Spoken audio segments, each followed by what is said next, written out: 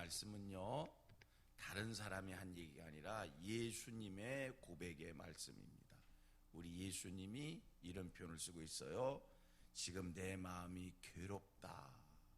얼마나 괴로운지 할 말이 없을 정도로 내가 괴롭다. 그러면서 하나님을 향해서 또 표현의 말씀을 합니다. 하나님, 나를 구원해서 이 때를 면하게 해 주옵소서. 이 때를 피하게 해 주옵소서. 우리 예수님의 마음이 심히 괴로운 것을 우리 본문에서 보게 됩니다.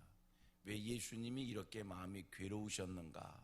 그것은 십자가 사건을 앞두시고 예수님이 이 십자가를 지실 일을 생각하니까, 십자가의 고통을 생각하니까 너무나 마음이 괴로워서 하나님, 내가 이거를 피하고 싶습니다. 내가 이 자리를 면하고 싶습니다. 이런 마음의 갈등, 마음의 번민, 이것을 지금 하나님 앞에서 표현해 보이고 있는 그 말씀이 오늘 본문입니다. 우리 생각에는 예수님이 하나님의 아들이시기에 신이, 하나님이 절대자가, 하나님이 사람 되어 오신 분이기 때문에 예수님에게는 이 하나님의 모습이 있었지 않았는가? 그러면 우리 예수님, 그에게 무슨 번민과 그에게 무슨 고통과 그에게 무슨 아픔이 있었겠는가? 이런 생각을 가질 수 있지만 분명한 것은 하나님이 사람 되어 오셨지만, 하나님이 사람 되어 오셨다고 해서 우리 예수님에게 인간의 모습이 없었던 게 완전한 없었던 것이 아니라 우리 예수님에게 인간의 완전한 모습이 있었던 거예요. 여러분, 우리 사람은요, 기쁜 일이 당하면 기뻐하고요, 슬픈 일을 당하면 슬퍼하고요, 아프면 아픈 거예요. 우리 사람에게는 희노애락의 감정이 있는 거예요. 예수님이 이 세상에 오신 것은, 오셔서 사람으로 사셨기에 우리 예수님에게도 사람이 느끼는 모든 감정이 다 완벽하게 있었지, 예수님에게도 우리 인간들의 그 희노애락의 감정이 완벽하게 있었지, 얼마만큼만 있고 얼마만큼은 없고 그런 게 아니었다는 거예요. 그래서 예수님 십자가 사건을 앞두시고, 여러분 사람 생각해 보셔봐요. 우리 앞에 고통스러운 일이 있으면, 괴로운 일이 있으면 고민을 합니까, 안 합니까? 그 자리를 피하고 싶은 생각이 들겠습니까, 안 들겠습니까? 사람은 누구에게나 고통스러운 일은 피하고 싶고요, 어려운 일들의 앞에서는요, 힘든 일 앞에서는요 슬퍼할 수밖에 없고요. 이거 사람이거든요. 우리 예수님에게도 완전한 그런 모습이 있으셨다는 거예요. 그래서 예수님이 우리의 구원주가 될 수 있는 거예요.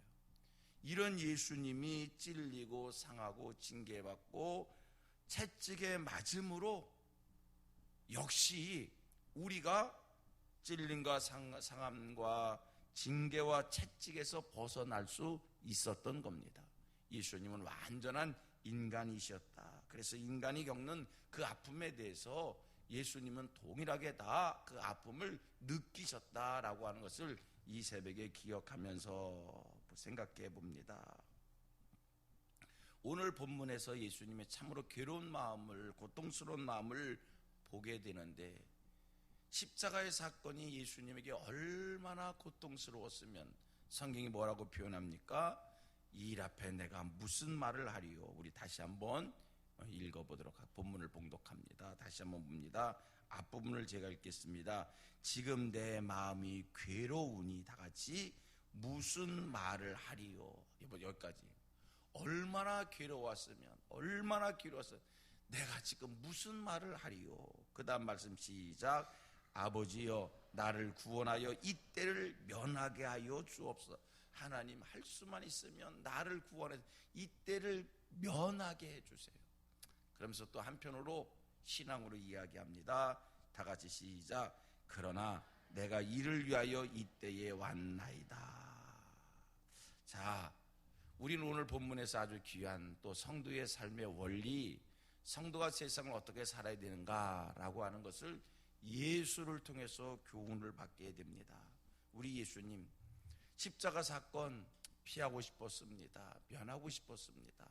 그런데 본인이 이 세상에 온 것은 십자가 사건을 위해서 온 거기에 우리 예수님 그 괴로운 일 앞에서, 고통스러운 일 앞에서 피하고 싶었지만 내가 이 일을 위해서 이 세상에 온 것이기에 마지막 결론은 무슨 결론입니까? 내가 이 일을 위해서 이때에 왔나이다. 그죠? 괴롭고 힘든 일이지만 내가 이 일을 위해서 이때에 왔기에 예수님의 마음의 각오예요. 내가 이 길을 가겠다라고 하는, 하나님 할 수만 있으면 이것을 내게 피해 주세요, 면하게 해주세요, 이렇게 얘기하지만 또 예수님 신앙으로 받아들입니다. 내가 이 일을 위해서 왔기에 하나님, 인간으로는 피하고 싶지만 내가 이 일을 위해서 왔기에 주여, 내가 이것이 하나님의 뜻이라면, 이것을 내가 하나님 앞에서 해야 될 일이라면 내가 이것을 하겠습니다 라고 하는 이런 마음의 각오를 지금 성경에서 보여주고 있고요. 여러분, 이것이 우리가 오늘 교훈받아야 될 일인 줄로 믿습니다. 여러분, 우리가 세상을 살아가는 과정 속에 사람이기에, 우리들 인간이기에, 사람은 누구에게나 염려된 일, 근심된 일이 찾아오기 마련입니다. 우리가 이 세상을 살아가는 과정 속에 민망한 일 겪을 수 있습니다. 정말 피하고 싶은 일, 그런 일들이 우리 앞에 찾아올 때가 있습니다. 두 가지 경우지요. 하나는 자기의 실수로 인하여, 자기의 잘못으로 인하여 민망하고 어려운 일이 내게 찾아올 때가 있는 것이고요. 또 하나는 나와는 상관없이 그냥 삶의 과정 속에 내 의사와는 상관없이, 내 실수와는 상관없이 그냥 내게 찾아오는 일들이 있는 거예요. 괴롭습니다, 어렵습니다. 그럴 때 우리가 어떻게 해야 되는가? 오늘 본문 속에서 예수님의 마음을 보면서 배울 수 있게 되기를 바랍니다. 피하고 싶지만 그것이 우리가 마땅히 해야 될 일, 그것이 하나님 앞에서 사는 우리들에게 주어진 일이라고 하면 여러분, 그것을 묵묵히 받아들이는 거예요. 할렐루야. 그것이 신앙인 줄로 믿습니다. 자, 다시 고백합니다. 성도는 우리 삶에 찾아온 일에 대하여, 잘 들으세요, 도망가는 게 아닙니다. 피하는 게 아닙니다. 그 일을 받아들이는 거예요. 그리고 극복하는 거예요. 그리고 전진하는 거예요. 여러분, 큰일이 우리 앞에 생겼습니다. 염려스럽습니다. 걱정스럽습니다. 방법이 없기에 낙심하여 주저앉습니다. 그때 우리 주님이 우리를 보고 뭐라고 그러실까? 두 가지 경우겠지요. 첫째 하나는 낙심되어 주저앉는 우리를 바라다 보면서 위로하실 거예요. 다시 일어나라고 격려하실 거예요. 또 하나의 경우는 책망하실 거예요. 그것밖에 되지 않냐? 왜 낙심하고 있냐? 일어나. 책망하실 거예요. 자, 위로를 하시든 책망을 하시든 분명한 것은 우리 주님께서는 우리가 다시 일어서게 하기 위해서 책망도 하는 거고, 우리로 하여금 다시 일어서게 하기 위해서 위로하며 격려하기도 한다는 거예요. 우리의 형편과 사정에 따라 어떤 이에게는 위로의 말로, 어떤 이에게는 책망의 말로 권면하시는 것이지, 분명한 것은 하나님께서 우리가 다시 일어서기를 원하신다는 겁니다. 성도님들, 삶의 과정 속에 찾아온 낙심된 일, 고통스러운 일, 괴로운 일, 슬픈 일이 있을 때 여러분, 주저앉지 마십시오. 낙심하지 마십시오. 우리는 하나님을 믿는 사람들입니다. 살아계신 하나님이 우리를 도와주십니다. 살아계신 하나님이 우리와 함께하여 주십니다. 낙심된 일, 피하고 싶은 일, 민망한 일, 얼마나 큰 일이었으면 할 말을 잃을 정도의 경우라 할지라도 여러분, 오늘 본문의 예수님처럼 그러한 모든 일들을 하나님을 믿는 믿음으로, 또 이것이 하나님 앞에서 내가 해야 될 일이라고 하는 사명감으로 우리 모두 함께 일어설 수 있게 되기를 축복합니다. 그리고 전진하기를 소원하는 마음을 하나님 앞에서 구하시기를 바랍니다. 일어서셔야 됩니다. 전진하셔야 됩니다. 다시 고백합니다. 일어서야 합니다. 전진해야 합니다. 하나님의 함께 계심을 믿고 하나님이 도와주실 줄로 믿고 여러분 낙심하지 마세요. 포기하지 마세요. 주저앉지 마세요. 피하고 싶은 일이지만, 면하고 싶은 일이지만 여러분 하나님이 우리 편이 되어주시고 우리를 도와주실 것이기에 일어서는 거예요. 전진하는 거예요. 받아들이는 거예요. 자, 분명한 것이 있습니다. 우리의 성도는, 우리 성도들의 삶은 하나님의 은혜로 사는 겁니다.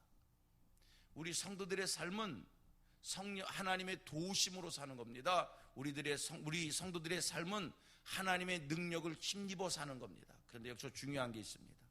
하나님의 은혜와 하나님의 도우심과 하나님의 능력을 힘입는다라고 하는 것. 다시 반복해 볼까요? 하나님의 은혜와 하나님의 도우심과 하나님의 능력을 힘입는다라고 하는 것. 누가 하나님의 은혜를, 하나님의 도우심을, 하나님의 능력을 힘입을 수 있을까? 누가? 우리 성도들이 힘입는 거지요. 다시 반복합니다. 누가 힘입을 수 있을까? 우리 성도들이 힘입는 거지요. 그러나 기억하십시오. 낙심하고 주저하고 포기하고 근심하고 걱정하는 이들이 아무리 성도라도 낙심하고 근심하고 걱정하고 포기하고 주저앉고 있는 이들이 하나님의 은혜를, 하나님의 도움을, 하나님의 능력을 힘입는 것이 아니라 일어서고자 하는 이들이, 극복하고자 하는 이들이, 전진하고자 하는 이들이, 하나님을 바라보는 이들이, 무엇인가를 하고자 하는 이들이 하나님의 은혜를, 하나님의 도움을, 하나님의 능력을 힘입게 되는 것이지, 나는 할 수 없어, 이제 망했어, 이제 소망 없어, 그리고 주저앉고 있고, 그리고 피하려고 하고, 그리고 낙심하고 있는 이들은 하나님의 은혜와 하나님의 도움과 하나님의 능력을 힘입을 수가 없는 거예요. 여러분, 제가 늘 하는 이야기입니다. 내 주를 가까이 하게 함입니까? 내 주를 가까이 하려 함입니까? 단어 하나가 하게 함이냐 하려 함이냐, 그거 같아도요 의미가 엄청나게 다른 거예요. 여러분, 우리가 하려 함이 있어야 됩니다. 우리가 하려 함이 있을 때 하나님의 은혜가 쏟아 부어지는 줄로 믿습니다. 낙심하는 자들은, 주저앉는 이들은, 일어서지 못하는 이들은 하나님의 능력을 힘입을 수가 없습니다. 사모하는 마음이 있을 때 은혜가 임하는 것이지, 구하는 마음이 있을 때 은혜가 임하는 것이지, 하고자 하는 마음도 없는데 우리가 어떻게 하나님의 은혜와 하나님의 도움과 하나님의 능력을 힘입을 수가 있겠습니까? 우리 성민교회 모든 성도님들은 이 세상을 살아가면서 이런 일 저런 일을 당할 때 살아계신 하나님을 믿으며, 하나님이 나를 도와주실 줄 믿으며, 하나님의 능력으로 극복할 줄 믿으며 일어서기를 원합니다. 어떤 일이 있어도 주저앉지 마십시오. 어떤 일이 있어도 낙심하지 마십시오. 어떤 일이 있어도 걱정하지 마십시오. 포기하지 마십시오. 이런 일이 내게 왔지만 하나님이 나를 도와주실 테인데, 태산이 내 앞에 있지만 하나님이 이 산을 옮겨주실 때인데, 큰 강이 내 앞에 있지만 하나님이 이 강을 갈라주실 테인데, 이런 믿음을 가지시고 일어서시기를 원합니다. 일어서려고 하기만 하면 그 순간 하나님께서 우리를 찾아오시어서 우리를 붙잡아 주시고 우리를 도와주셔서 우리로 하여금 승리하게 하실 줄 믿습니다. 도망하는 자들이 되지 마십시오. 포기하는 자들이 되지 마십시오. 낙심하는 자들이 되지 마십시오. 왜요? 하나님이 계시다니까요. 하나님이 도와주실 건데요. 하나님의 능력을 힘입게 될 때인데요. 같이 한번 또 고백합니다. 포기하지 맙시다. 주저앉지 마십시다. 아멘. 일어서십시오. 일어서셔야 돼요. 이기시면 돼요. 이기시면 돼요. 이기시면 돼요. 하면 되지 뭐. 하면 되지 뭐. 제가 어려서, 저는 목사 집안에서 컸으니까 많이 듣던 얘기, 저희 부친께서 목회하는 과정 속에서, 삶의 과정 속에서 이런 일 저런 일이 있으면 같이 앉아서 얘기하다가 말씀하시다가 딱 한마디, 하면 되지 뭐. 하면 되지 뭐. 어디 한번 해보지 뭐. 태산이 무너지는 것 같아도 하면 되지 뭐. 이제 하면 되지 뭐. 어디 한번 해보지 뭐. 그리고 살아오신 과정을 제가 곁에서 봤어요. 그랬더니 산이 옮겨지더라고요. 그랬더니 강이 갈라지더라고요. 그랬더니 하나님의 역사가 일어나더라고요. 이게 우리 성도들의 믿음입니다. 하면 된다니까요. 이건 신념이 아니라 하나님이 주신 믿음으로요. 하면 된다니까요. 일어서시면 됩니다. 그저 그냥 태산이 있으면 어때? 그냥 가면 되지요 뭐. 내가 가면 갈라질 거예요. 내가 가면 산이 옮겨질 거예요. 이런 믿음으로 낙심하지 말고요. 일어서셔서 전진하시는 하늘 백성들 되기를 축복합니다. 기도하겠습니다.